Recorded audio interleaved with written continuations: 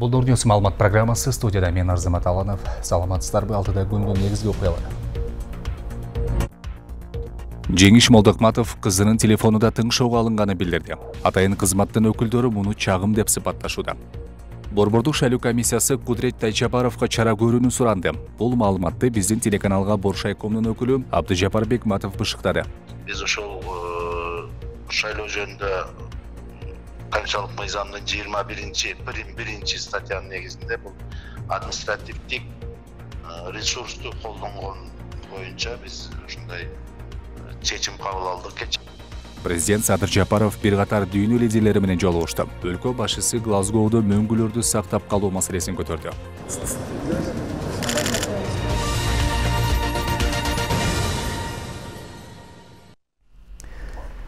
Сарчелек биосфералык аймагынын Тура арык тилкесинде мыйзамсыз атылган бугуну чиликтеп жаткан 4 киши камалды. Бул тууралуу Жаратылыш ресурстары, экология жана техникалык көзөмөл министрлиги кабарлады. Мыйзам бузгандар Аксы районунун Аркыт айылынын 4 тургуну болгон, жеке тинтүү жана аймакты кароодо угатуучу курал табылган эмес. Далил катары малдын тереси, башы жана сөөгү алынган. Учурда Кызыл китепке кирген жаныбарды мыйзамсыз атуу фактысы боюнча материалдар тиешелүү чара көрүү үчүн укук коргоо органдарына өткөрүлүп берилди. Айта кетсек, марал бул саны кескен кыскарган жаныбар. Кыргызстандагылар аз санда жана Кызыл китепке кирген. Маралды мыйзамсыз кармоо үчүн айып 1 миллион сомду түзөт. Ал эми өзгөчө корголуучу жаратылыш аймактарында айыптын өлчөмү 2 эсе көбөйтүлгөн. Октябрь окуялар боюнча абакта отурган саясатчы Жеңиш Молдокматов жубайынын жана кызынын телефону тыңшоого алынганын айтты. Ал бүгүн 2020 жылдагы октябрь окуяларына байланыштуу кезектеги сот отурумунда сүйлөп, муну күч кызматкерлеринен укканын билдирди. 4 күн мурун түндө мен жаткан камерада тинтүү болду. Эч нерсе таба алышкан жок. Мага алар ачык айтышты. Аялыңдын, балдарыңдын телефону тыңшоого алынган дешти. Менин атыман кызымдын телефонуна билдирүү жөнөтүлүптүр. Менин 11 жаштагы кызымдын телефонуну тыңшоону саясий кысым жана кыйноодон башка эмне деп айтса болот. Бийликке кайрылам. Менин үй бүлөмдүн, балдарымдын коопсуздугу коркунучта. Молдокматов жана анын тарапташтары абакта Улуттук коопсуздук мамлекеттик комитетинин кызматкерлери тинтүү кылышканын айтышты. Ал эми атайын кызматтын өкүлдөрү муну чагым деп сыпатташууда. Ал эми Улуттук коопсуздук боюнча мамлекеттик комитети Социалдык демократтар партиясынын депутаттыкка талапкери Замирбек Тургунбаевди жоопкерчиликке тартууга макулдук сурап, Борбордук шайлоо комиссиясына кайрылган.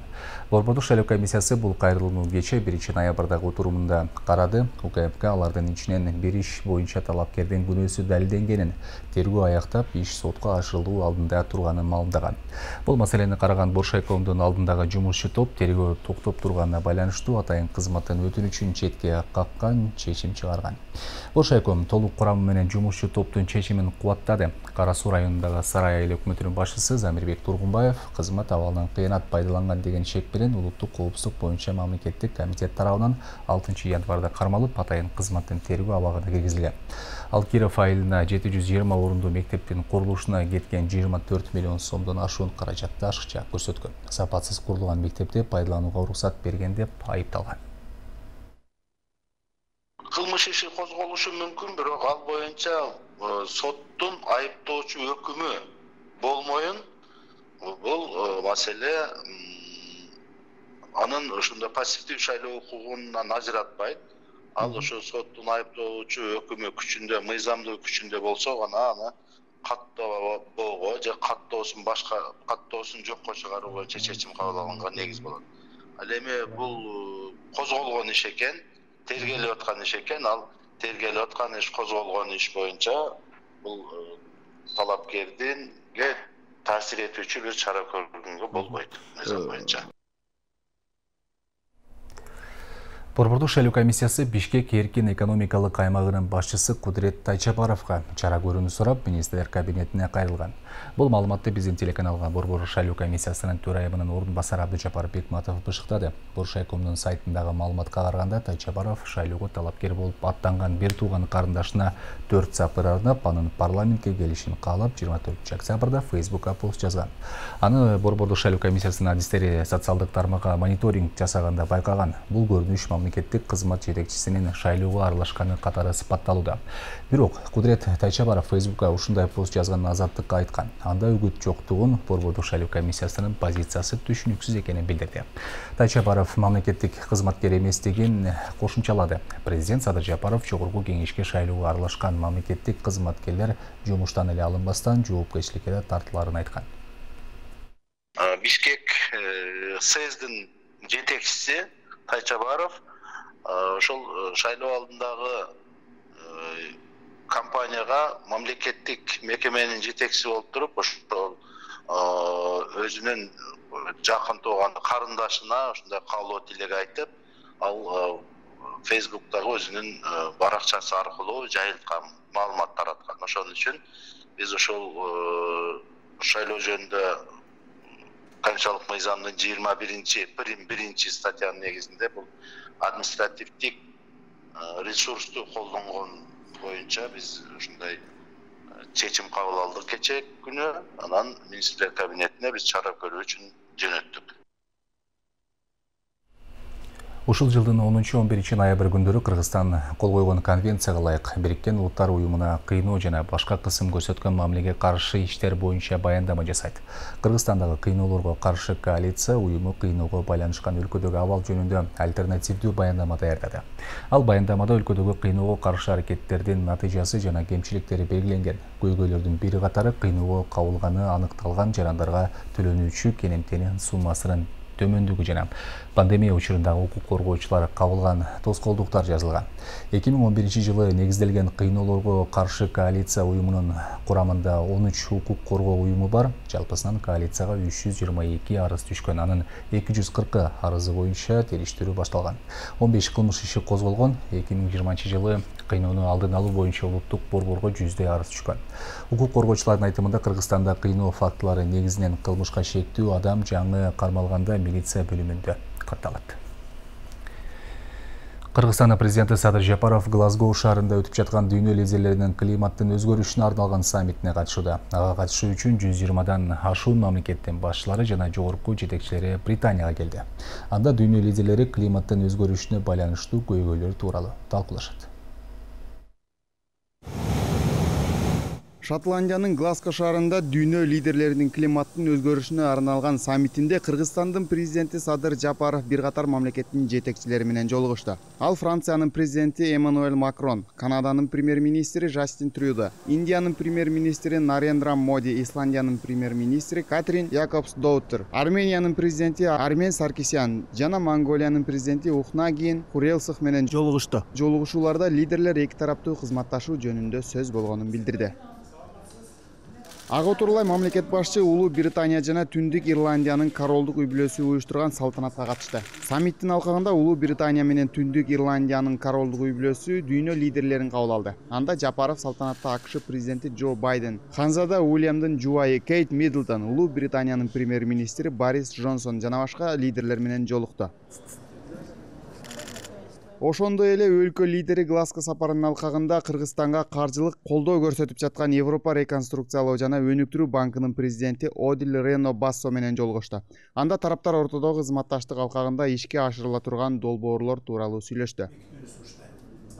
Президент Садыр Жапаров мындан тышкары Азия өнүктүрүү банкынын башчысы Масацугу Асакава менен да жолугушту. Мамлекет башчы Азия өнүктүрүү банкы менен кызматташуунун артыкчылыгын белгилеп, каржы уюмунун өлкөнүн экономикасын колдоого берген жардамына ыраазычылык билдирди. Садыр Жапаров донор уюмдардын башчыларын Кыргызстанда климатты жакшыртууга багытталган долбоорлорду, анын ичинде чакан ГЭСтерди курууда кызматташууга чакырды. Азия өнүктүрүү банкынын жетекчисине климаттык каржылоо портфелин $150 миллион чейин көбөйтүүнү сунуштады. Илья Санарбай уулу, Данияр Чарбеков, Нурньюс, Бишкек.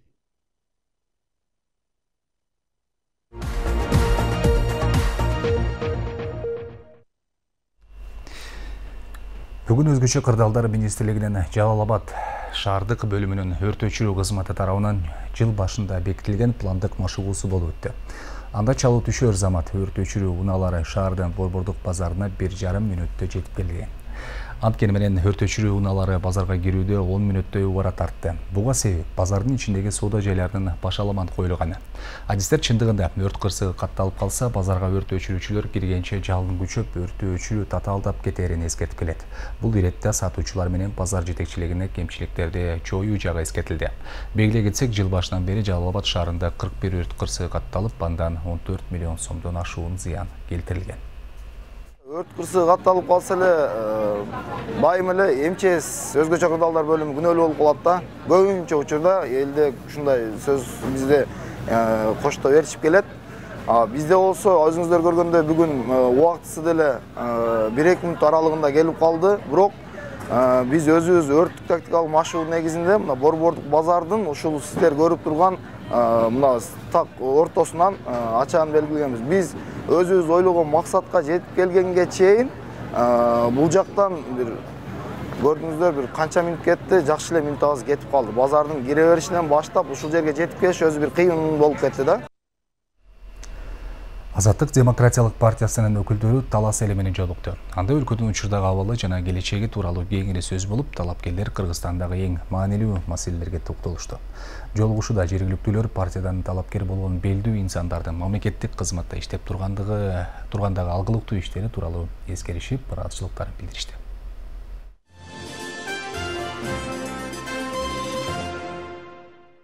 Таласка барган Азаттык демократиялык партиясынан талапкерлерди жергиликтүү өкүлдөр Манас Ордодо улуттук каада салттын негизинде нан менен тосуп алып, андан ары кыргыз элинин сыймыгы болгон Манас атабыздын музейи менен тааныштырышты.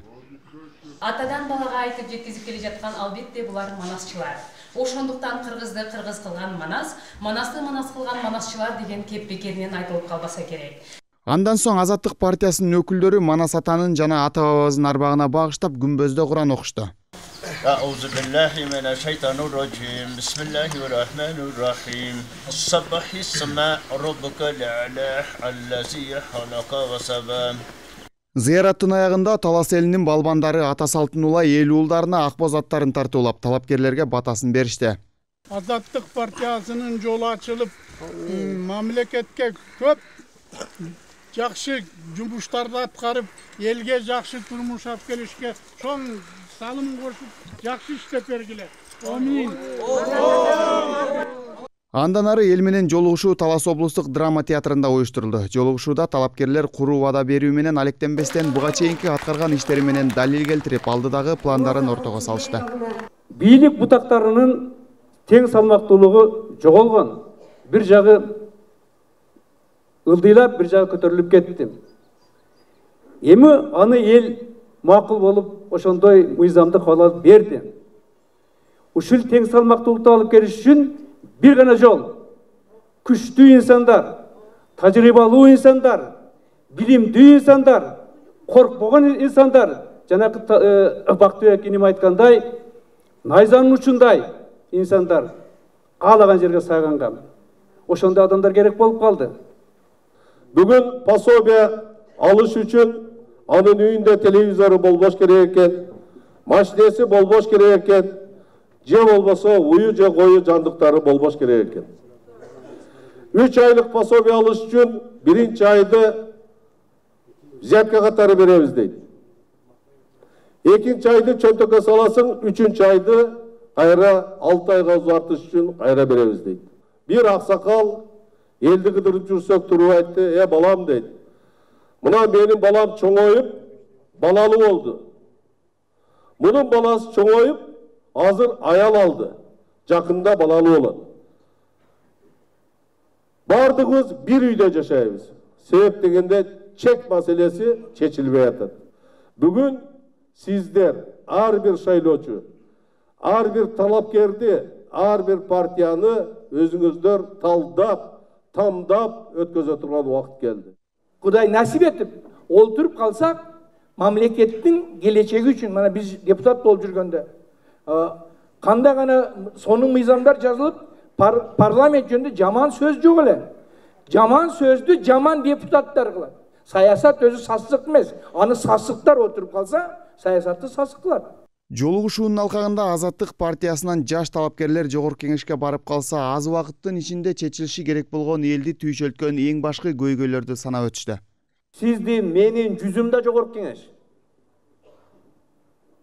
Ошондуктан мына дүйнөлүк чакырыктарга туруштук бере алган балдарды шайлаңыздар. Бүгүн ооба учуру келгенде ошол базаркомду, бензин пуруш, май пуруштарды учуру келгенде алып барабыз. Бирок азыр аларга учур эмес. Бүгүн дүйнөдө ылдамдык менен ааламдашуу процесси жүрүп баратат. Дүйнөлөрдүн карталары өзгөрүп атат. Кээ бир мамлекеттер түп менен жок болуп кетип атат. Ага турлай жергиликтүү аксакалдар партия өкүлдөрүнүн айтып өткөн маселелери жөндөүү экенин кошумчалап, мурдагы төраганын талас эли үчүн аткарган иштерин айтып, азаттыкты колдоорун белгилешти. Биз адамдын кылып аткан эмгегин айтышыбыз керек. Мына тасасуу боюнча элдин мойнуна акча илинип, өзүбүз араң жүргөндө төлөй турган акчаны алып берди. Эл карсы жок, отуруп калды. Мынакей. Ушундан кийин мен Азаттык партиясын дагы талапкерлерди колдойн, таластагы талапкерлерди колдойн деп ата алышка эмнени айтыш керек? Чындыкты айтыш керек. Жалпысынан аталган облустун элдери талапкерлерди жылуу тосуп алып, жыйын залынан ак батасын берип узатышты. Азаттыкты колдойбуз, айланайын, эл журт ушуга тегиз туралы, Кудайдан сурайлы, иман сурайлы, бакыт тилейли, ишиңиз оңолсун айлан. Көп жашагыла айлан.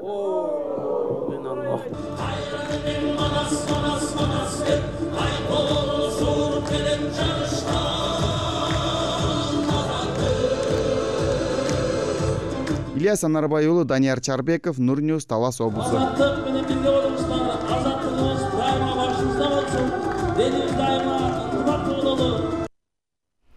Бүгүн 2-ноябрь маданият кызматкерлеринин күнү. Бул күнү утурлай жер-жерлерде майрамдык маанай тартууланып жатат. Бирок анткени менен маданият тармагы бүгүнкү күндө көңүл чордоонунда калганы талашсыз. Ошол эле учурда ири ийгиликтерге жетишкен таланттуулар да бар.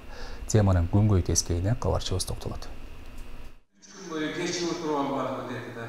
Бүгүн Токтогул Сатылганов атындагы Улуттук филармониясында маданият кызматкерлеринин күнү белгиленди. Анда маданият, маалымат, спорт жана жаштар саясаты министри сөз сүйлөп, ушул чөйрөдө жүргөн адамдардын майрамы менен куттуктады. Ал өз сөзүндө 2 же 3 жылдын аралыгында маданият тармагы реформаланат деп айтты. Жакын араларда биз чоң-чоң долбоорлорго кадам жасайбыз.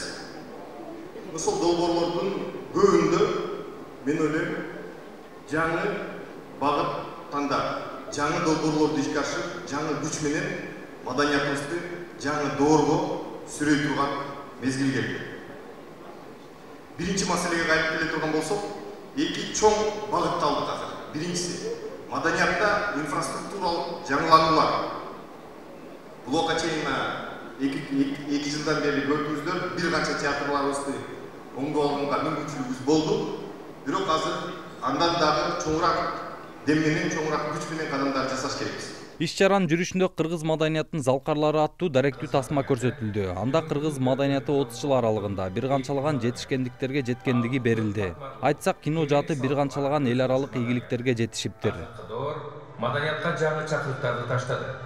Дүйнөдө жүрүп жаткан ар кандай кобулуштарга Улуттук статистика комитетинин маалыматы боюнча өлкө аймагында 20 театр иштейт. Маданият тармагында 12 миңдей адам эмгектенет. Бирок бул сан гана. Анын ичинен канчоосу толук кандуу иштейт, анысы белгисиз. Ал тургай кээ бир аймактарда маданият үйлөрү мышык ыйлай турган абалга келип кептелген. Бул маселени жоюуда мамлекет алсыз болуп жатат дейт маданият адамдары. Эми мамлекет бирде жыгылып, мүдүрүлүп, кайра туруп, ушундай болуп анан маданият жаңы эле мына баштайм деп атса, кайра тура албай калып атпайбы. Бирок маданиятты өнүктүрсө болот. Эгер ошол акылмандар, көсөмдөр, данышмандар, ушу билгилер келсе, анан манас илимин колдонсок, маданият өсөт деп ойлойм. Мамлекеттен бияка каржылаш керек. Себепти маданият мамлекет болбойт, эл болбойт. Ошо түпкү, өзөгү, теги, тамыр бул маданият. А маданиятка көңүл бурган сайын экономикасы өсөт. Кыргызстан эгемендик алган алгачкы жылдары тармак өтө кыйын абалга кептелип, соңку жылдары гана оңоло баштаганы айтылып келет. Мамлекеттик маданий мекемелерде иштегендер өлкөдө эң аз айлык алган кызматкерлердин катарында. Дал ушул кесепеттен көптөгөн таланттуу мекендештерибиз чет мамлекетке чыгып кетүүдө. Аларды кайтарып келүү учурдун талабы. Антпесе бул чөйрө тарыгандан тарып баратат. Маданият тармагында иштегендерге абдан терең ыраазычылык билдирем. Себеби эң аз айлык менен таптакыр бир соода сатык иштерин билбеген, бирок ушу маданиятсыз жашай албаган адамдар ошо 30 жылдан бери маданияттын тармагын таштабай иштеп жүрөт да.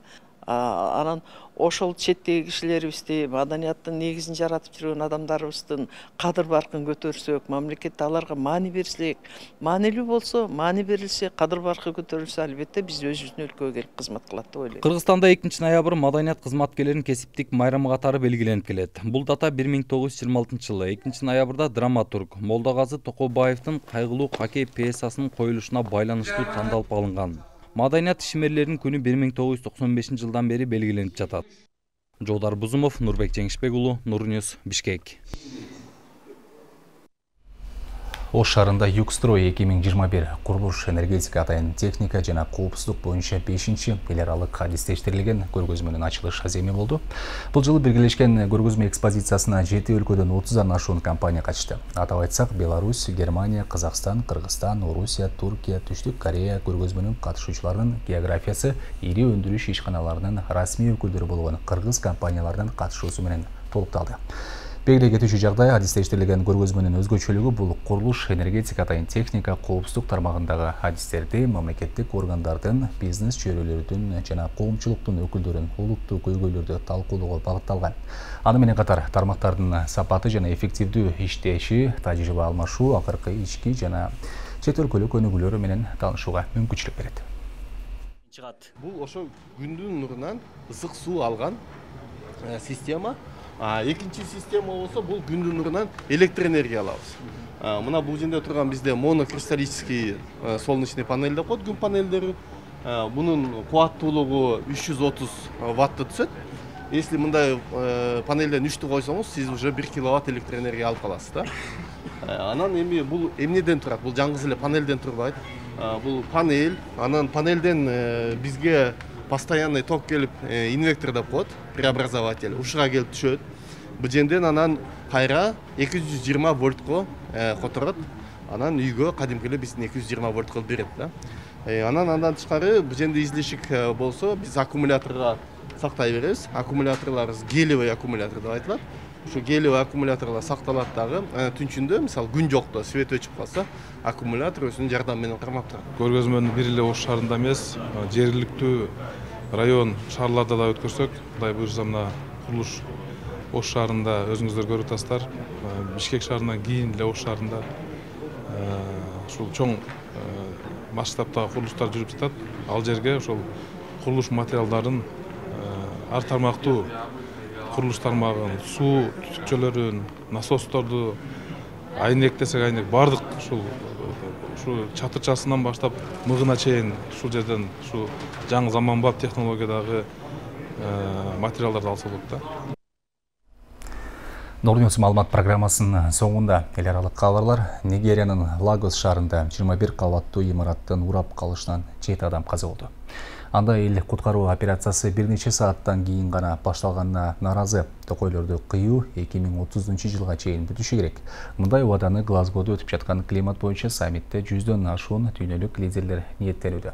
Ал эми өткөн жайда Европа мамлекети бир жолу колдонулуучу идиш аяктарды тыюу салган. Эми Словакия өкмөтү супермаркеттерде баштыктарга биологиялык жактан ажырай турган альтернативаларды табууга үндүдү. Нигериянын Лагос шаарынын Модал аймагында 21 кабаттуу имараттын урап калышынан 7 адам каза болду. Алардын 3-өсү урандылардын астынан тирүү куткарылган. Окуя болгон жерге Лагостун тургундары чогулуп, куткаруу операциясы имарат кулагандан бир нече сааттан кийин гана башталганына наразычылыгын билдиришүүдө.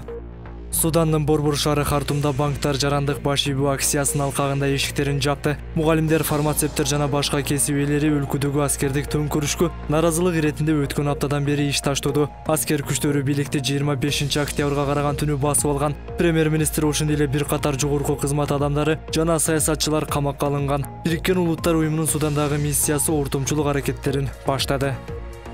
Токойлорду кыюу 2030 жылга чейин бүтүшү керек. Мындай убаданы азыр Глазгодо өтүп жаткан климат боюнча саммитте 100дөн ашык дүйнөлүк лидерлер ниеттенүүдө. Амазонка токою кыйылган Бразилияда келишимге кол коет. Колумбиянын президенти Иван Дуке биздин максат 2030 жылга чейин же эртерээк токойлорду кыйдырбоого жетишүү дейт. Быйылкы жылы кыюу 30%га кыскарган. Токойлор планетанын климатын жөнгө салууда маанилүү рол ойнойт. Токой менен капталган аймактарда орточо температура болуп, анын тамырчалары төмөндөйт жана жаан-чачында бул жерлерде тез-тез түшөт.